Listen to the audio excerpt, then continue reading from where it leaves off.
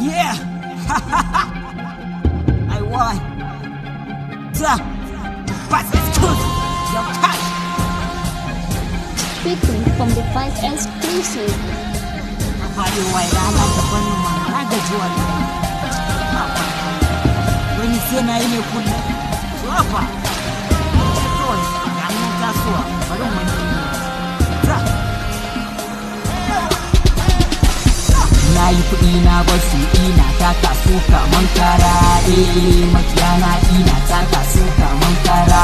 Na yi kuɗi na basu ina taka su kaman kara. Makiyana ina taka su kaman kara.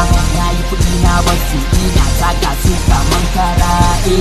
Makiyana ina taka su kaman kara. Sa na yi kuɗi na basu yaro ina taka su kawai kaman kara. Makiyana da sun gani ihu suke yi ku taka su kawai kaman kara. Saka lafiya yaran yawan cash waka babu adawa shiri ne. Na tattara su na kwashe su na zuba su a kwandon shara. Saka lafiya aiwai kai na sama na kasa ku taka su kaman bola.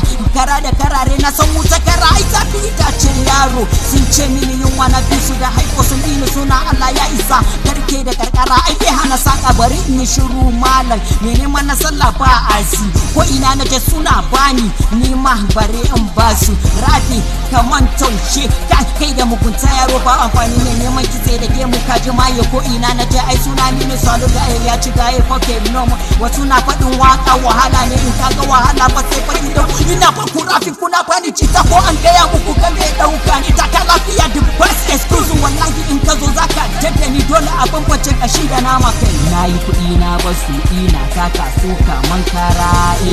Makiyana ina taka su kaman kara. Na yi kuɗi na basu ina taka su kaman kara. Makiyana ina taka su kaman kara. Na yi kuɗi na basu ina taka su kaman kara.